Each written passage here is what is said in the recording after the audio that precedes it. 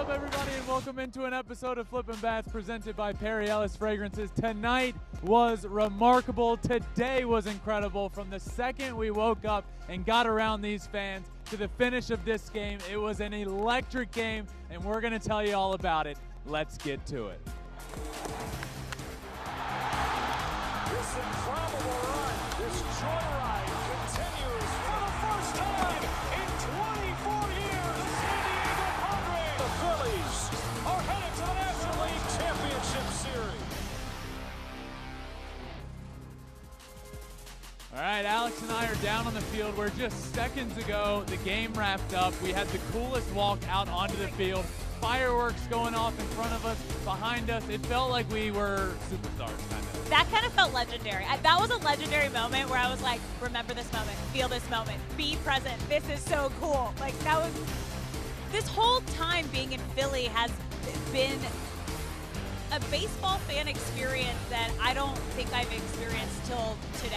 Yeah. Like, it was wild, and it's something you have to be here to really understand how crazy it is. This is the epitome of a sports town, and we Yeah. felt it all day. We're going to get to that in a little bit, but tonight's game just wrapped up, Game 3. Phillies win 4-2. What a great game. Very well played, besides a few defensive miscues here and there, but really well played game, pitched well throughout. Really exciting game, and from the word go, the Phillies needed to get this crowd. The crowd was already into it. Yeah. But, man, the very first inning of the game, Phillies come up to bat. Kyle Schwarber hits a home run. And, by the way, shout out to the guy pregame. They called it. We have that call right here. Let's check it out. I think Schwarber's hitting a bomb tonight. He's due. We're getting Schwarber a hot dog right after he hits a bomb, baby. Let's get it. 3-2 pitch. In the air to right center field. Back it goes. Leadoff home run. Shout out to that guy. By the way, saw Kyle Schwarber eating a hot dog a little while later, so a little after the game. So Did maybe you really? No. Okay, But I was like, I'm sure not he me. did. I'm sure he did get his hot dog. Kyle Schwarber started off the game with a bang, and this crowd that was already, and we can't stress this enough. Yeah. The crowd that really didn't need anything to get going anymore went absolutely crazy. Yeah, and just I want to note here, every fan was in their seat before first pitch. They were on their feet. They were going wild. We'll give you a little taste of what we experienced in the pregame show a little bit later. But this was such a big game to really set the tone for these next 3 games in Philly. And fun fact, I think I shared it in the pregame show, the team that takes Game 3 have taken the series 69% of the time. Uh-oh. So it's a pretty big deal to get that series lead in Game 3. Wow. Yeah, and this is, I talked to John Smoltz the day of Game 1, Yeah. and he said something that piqued my interest, which was, yeah, I've started a few NLCS Game 1s in my career, but really there's less pressure on those. The turning point in a 7-game series is Game 3. And you can feel it. And because of that stat you just said, yeah, getting out to a lead is great, and it's extremely valuable. But that Game 3 can be the turning point of a series.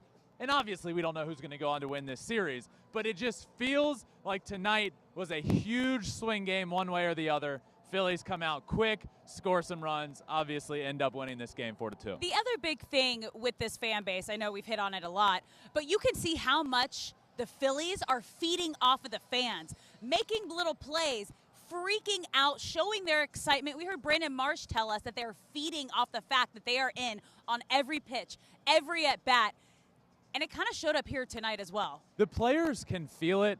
And I look no further than Jean Segura tonight in multiple different instances. He had to play offensively. He had to play defensively where, yeah, they were great. He had an RBI hit over the second baseman's head where he spiked the bat. That was cool. Yep. And then the play right over here behind us at second base where makes the diving play, gets up, throws it to second there, then to first. And then there was another play where he made a diving play to his left, throws to first base, and just shows all of the emotion in the world, is so pumped up, like goes down to the ground, and that's the crowd. Yeah. Players aren't doing that when the fans aren't super into it. He makes that play, the crowd goes wild, and it makes him do that. So you can't understate the importance of the crowd tonight. The players felt it. The fans in the stands were building off of the players off of the fans. And this was the perfect sports environment. It really was. I really want to hit on the starting pitching, too, because that was a big point, a topic heading into this game. And Ranger Suárez really needed a bounce-back game after his first postseason outing. And he looked pretty solid through 5 innings. So I personally was a little surprised that he got pulled after 5, not being able to go through that order a third time through. My thought on this is why not see if he can go one more inning, give the bullpen a little rest. This is a 7-game series. You are putting your bullpen, your pitchers through a lot. I thought he should have stayed in for one more. So my thing there, one, before this game started, after our last game in San Diego, one key point I made is that Ranger Suárez needs to step up. If the Phillies want to win this series, you need to have more than Zach Wheeler and Aaron Nola. Ranger Suárez can be that guy. We've seen glimpses, but will he? Yeah. And the answer tonight became yes. But then you saw that situation where he threw 68 pitches and was pulled from the game, right? Which is it's a talking point. And what I would say to what you said is in playoff baseball, things can turn on a dime. Yes. So there is, let's say you send him back out there.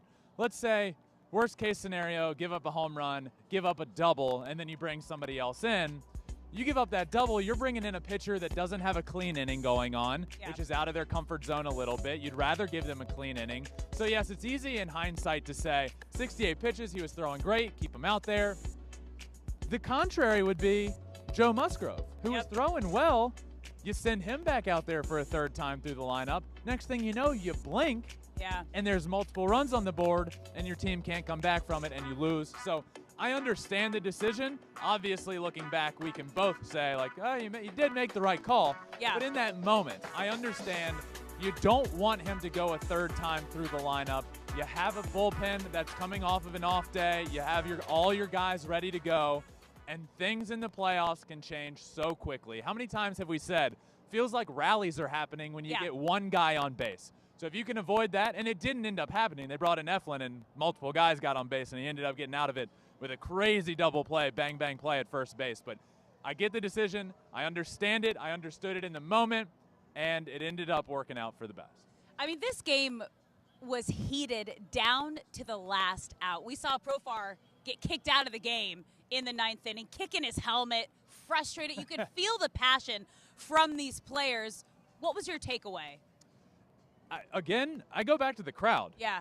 Jurickson Profar is probably not that fired up if he doesn't have a crowd screaming and yelling at him, and he plays off that as well. You feed off the energy, positive or negative, one way or the other. But it also, look, it doesn't really matter there. It's the 9th inning. You're the first out. You're down 2. The odds of them tying and it getting all the way back around to him are minimal. So he disagreed with a call in a very intense moment, probably the most intense moment of the game to that point. Runner on, leadoff guy got on. He comes up. It is very close whether he swung or not. I mean, there would not be an argument if the umpire said, no, he didn't go. But it went that way. He was furious, fired up. 9th inning, have at it. Who really cares? Yeah. Give him a piece of your mind. I liked it. That's all right. Let him have it. Bringing the energy of the game. Now, the Padres had some tough moments, though, tonight. Juan Soto, a couple tough defensive plays. What do you need to see from them to turn things around tomorrow and try to even this series up? Juan Soto, Gold Glove finalist Juan Soto, which we could have. Not a great showing here tonight. We could have a conversation about that a different day. Yeah. So what was the question? I knew I was going to say that about Soto. That's okay. They had some difficult moments tonight, including Juan Soto's tough defensive plays. What do you need to see from the Padres tomorrow to try to even the series Get out? a lead. Get a lead early in the game. How important has that been in these playoffs? Getting a lead. If you're the team that gets the lead early in a game or at any point, if you get the lead first, you're winning ball games. It's something like an 80+% clip. Yeah. So the team that scores first is winning ball games, right? So if you're the Padres in this crowd that they came out tonight and they probably thought, okay, we know the crowd's going to be into it. Now you've experienced it. Now you know it's a legitimate factor. Yeah. Come out, score a run or two early and try your best to take them out of it. I don't know if it's possible, but that's what you got to do is, look, everything going on, yes, you got to pitch well, you got to hit well. If you can scratch across those first runs, you always want to be that team in the playoffs. You don't want to be playing from behind because the odds say if you score first, you're winning the ball game. Yeah, and the fans came fired up and ready to go. This is the first time the Phillies have hosted an NLCS game since 2010. They are hungry. They have been waiting for this postseason baseball. And we kind of saw that in the pregame show today. I don't know if you guys were watching. If you weren't, holy guacamole, that was wild. That was the craziest. That was the craziest pregame fan show I've ever been a part of. The pregame show was something that I almost can't explain in words to people. But the good news is I don't have to explain it in words because we have a video that sums it all up. Let's check it out.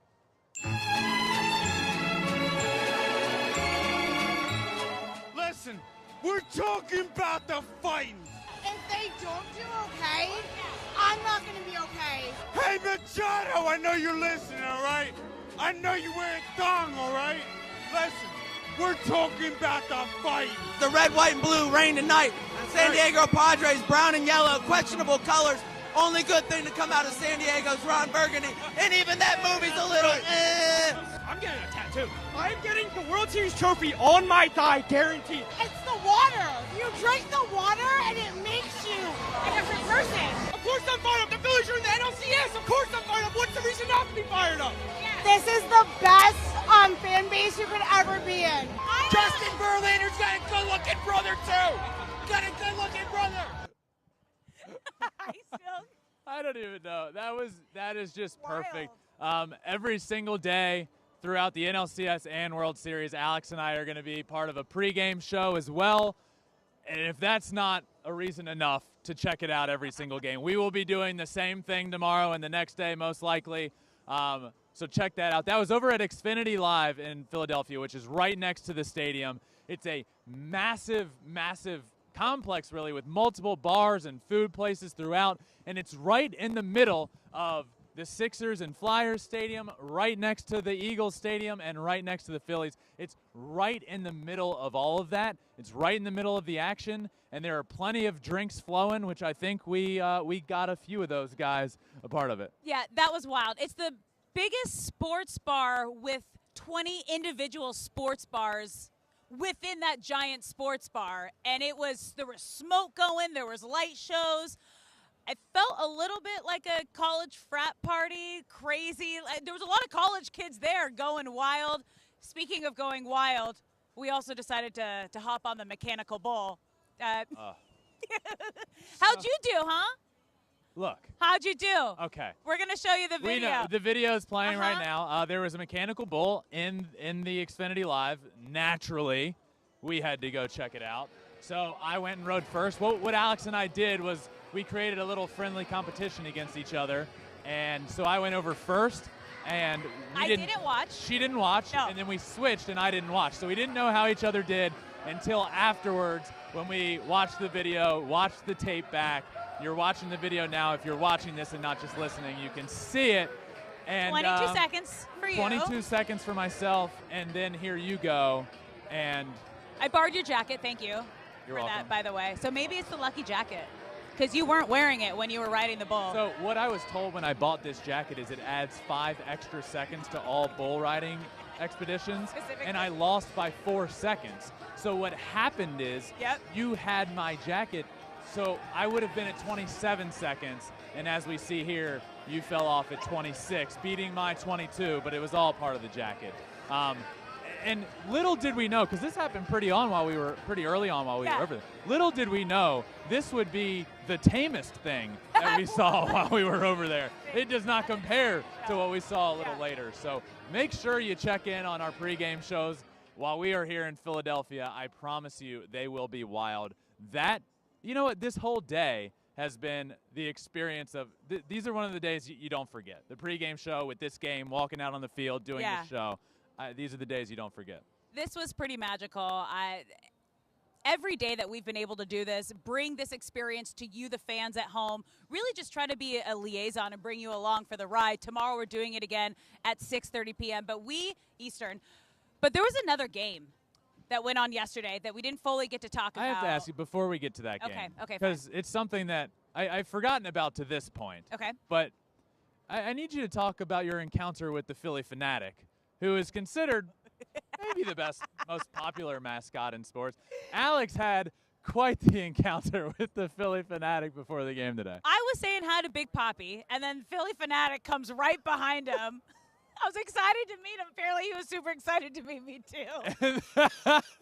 and then we took a picture together, and he shoved me out of the way, and it was just the two of you taking the pictures. So you see why he is as popular as he is. He just does what he wants to do. And he made the broadcast. He sat right next to Ken Rosenthal during one of his hits.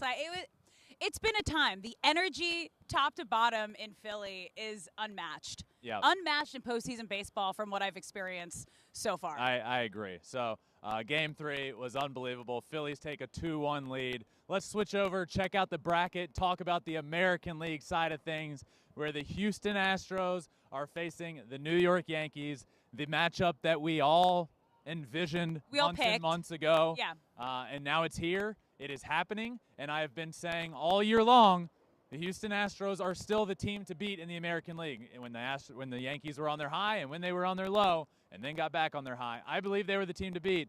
And now here we are after 2 games. Game 2 just wrapped up yesterday, and the Houston Astros take a 2-0 lead to New York City.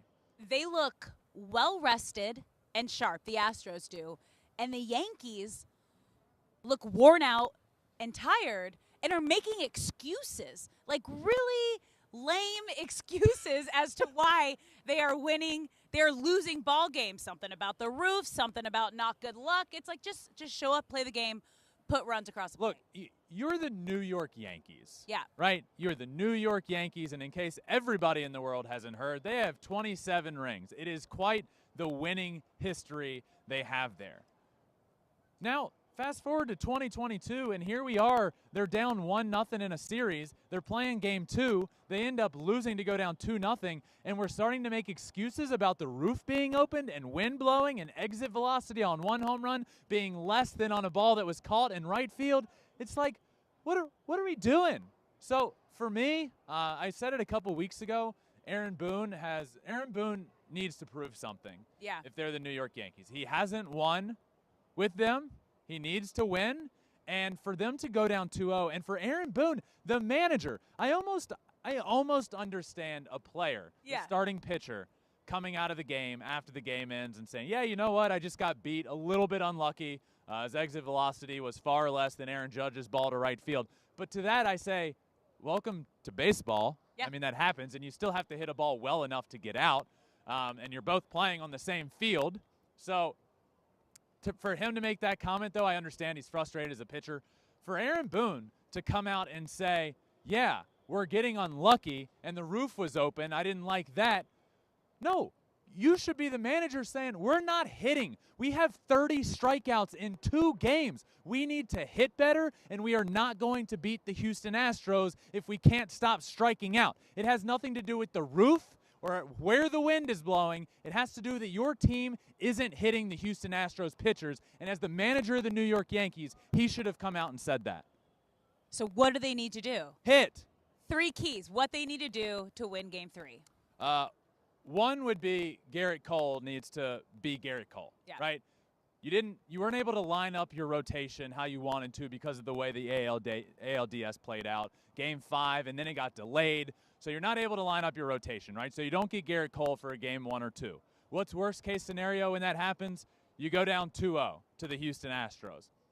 Now what do? You have to turn the page. You have your guy on the mound to turn the page. So there's nobody else that you'd rather turn to in a situation like this than Garrett Cole, who is dominant and a true ace. Now you have him on the mound in Game 3, and he needs to be the dominant Garrett Cole. What's your second key? And number 2, get an early lead. I talked about this a little bit earlier. Yeah. The importance of getting a lead early on in a playoff game. Look, the statistics this year are wild. If you get a lead early in the game, right? If you're the team that scores first, you're winning over 80% of games. Whoa. It is massive. It takes crowds out of it. It makes another team play with a little more pressure. You know, it's just human nature. Yeah. Whether you let pressure get to you or not, if the other team scores an early run and you're in the playoffs and you're in a big game, it's a little bit of human nature to tense up a little bit and do more. And in baseball, when you do more, you actually end up doing less. That was my problem. I would try to do more. And when you're trying so hard, it actually has an adverse effect. So for me, the Yankees need to get an early lead. And your final key. My third and final key of what the New York Yankees need to do is Aaron Judge needs to be Aaron Judge. Yeah. We haven't seen it yet in the playoffs. We've seen a couple of home runs from him. And a good sign, if you're Yankees fans, is that ball that he hit at the end of the game in Game 2. Drove that ball to right field. When Aaron Judge is hitting balls like that to right field, that's when you know he's locked in. So maybe he is getting back locked in. And I'm not talking locked in like, yeah, he's going to hit a couple home runs in a series. No, we saw him hit over 60. We saw him break the American League record this year for a reason while hitting 300. Yeah. That's what you need. You need him to be a guy in the lineup. There's a lot of guys when you look around the New York Yankees lineup that either can hit the ball out of the yard and go 1 for 5 or can hit you some singles. Aaron Judge is that X factor for them that does both, and he's the best offensive player in the game of baseball. That's what they need, is Aaron Judge to be Aaron Judge. That's where it really makes you think, did he get an emotional hangover after those last 2 weeks of the regular season, really trying to chase and beat that record? Because as you said, he had one of the best offensive seasons Ever. And best last 2 months of the regular season, and then he hasn't been able to do anything in the postseason. So, yeah, hopefully he can turn it around at home. But let's switch over to the other team, the Astros. What are the 3 keys that you need to see? So the Astros have a 2-0 lead. Yeah. Right? But how many times have we seen this, especially the Houston Astros in recent memory, 2019, they did it a little bit in reverse. It was home, away, home. You know, they didn't win a home game, but they also didn't lose a road game.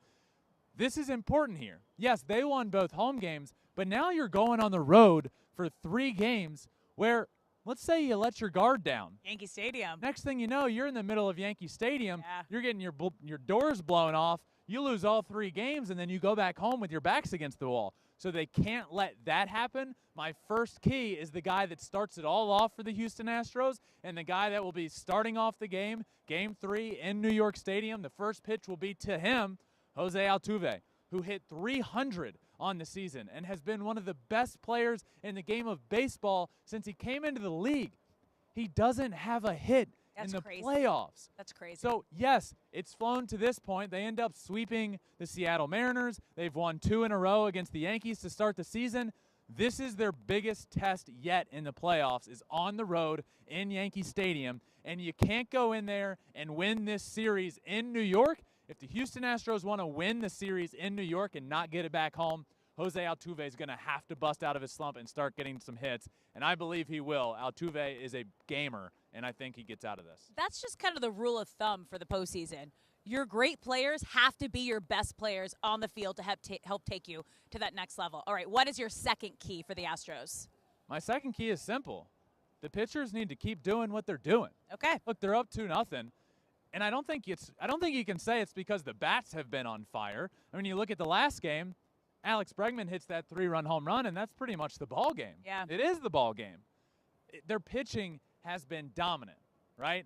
From Justin Verlander to Framber Valdez to the bullpen. What more can you want? And that's why the Astros are so good. They have the best pitching staff from starting pitcher number 1 to the closer in all of baseball. And I have no problem saying that. And I had a point that I was talking about. We all went out to dinner last night as a team, and we're watching the game too. And I said, Framber Valdez has to be the most underrated starter in the league. We saw him break the all-time quality start streak during the regular season this year. And the reason that I think he is so underrated is because of Justin. Because of the season Justin's had. Interesting. He gets all of the talk. Yeah. Not all of it, but he's the ace. And typically you don't talk as much about a number 2 on a team, but Framber Valdez has pitched like an elite number 1 anywhere else for any other team this year. He's been so good. He was dominant again in Game 2. The Astros won that game because of how good he was on the starting pitching side, and they won Game 1 because of how good Justin was on the starting pitching side. So to me, another key is simple. Just keep doing what you're doing on the pitching side. All right, so we have Jose Altuve needing to turn it up. Keep doing what you're doing with the pitchers. What is your third and final key for the Astros? Similar to a point that I made for the Padres, Okay. take the crowd out of it early. Important. You're going into an environment that I have experienced many times in the playoffs. Yankee Stadium in the playoffs is one of the best spectacles you could ever see. It is magical, it is special, and it can get to you. Now, is it going to get to the Astros? Probably not. I mean, they've experienced that so many times over the years, but it can. Get an early lead, take them out of it. Look, Yankees fans are already a little, backs against the wall here, feeling a little down. They win Game 1, it's a different story. They win Game 2, it's a whole new series, and that first game is in New York. So my key here and my final key for the Astros, take the crowd out of it, a crowd that's going to come out excited early, but already has that thought in their head like we got to do something. Take them out of it early, do what you do best, you'll win the game, and you could win the series before it even gets back to Houston. That's going to be a fun one. We have another doubleheader tomorrow, postseason games, back to back, which are the best. They are. But let's get back to today. I want your top 5 players of the day, starting with number 5. Who you got? Top 5 player of the day will be helped tomorrow when there are 2 games. It's always a little more challenging when you have one. There's only one game of the day. Luckily, there was some good play out here tonight. We saw a lot from the pitching to the hitting. Let's start with my number 5 top player of the day, Alec Bohm. Alec Bohm, every time he comes to the plate, I think 2 things. Wow, he's massive, is my first thought. 2 is, how far has he come from earlier in the year when the Phillies were playing awful, he made a bad play, the crowd was booing him, and he said, I hate this place. And the fans heard that, it got blown up, it got blown out of proportion. Next thing you know, guess what? Alec Bohm rakes all year long. Guess what happens when that happens? Oh, everybody loves you. Yeah. Now he's here in the postseason going 2 for 3 with a double, an RBI, a run scored, pumping up the crowd. Everybody loves him. What a role reversal. Love to see it. Alec Bohm here at number 5. All right, who you got at number 4? Number 4 from the Padres, Jake Cronenworth. Cronenworth had it going today. 2 for 4, RBI, some good defense. For me, he was really one of the very few guys on the Padres side that looked locked in at the plate, looked like he was going to drive some baseballs today, and he did. And even a ball he hit in the last inning, he hit really hard, ended up getting out, but could have easily been 3 for 4 today. Jake Cronenworth was locked in. All right, who you got at number 3? Number 3, Ranger Suárez. What a start. Yeah. And we talked a lot about him earlier, and the decision to take him out at 68 pitches or leave him back in, regardless of that, he did all he could do tonight. He did. He did what he needed to do. 5 innings pitched, 1 earned run, 3 strikeouts, 2 hits, and a win on the mound. He had the crowd going from the word go. He was nasty out there, and this is what I've been saying. The Phillies have Zach Wheeler and Aaron Nola.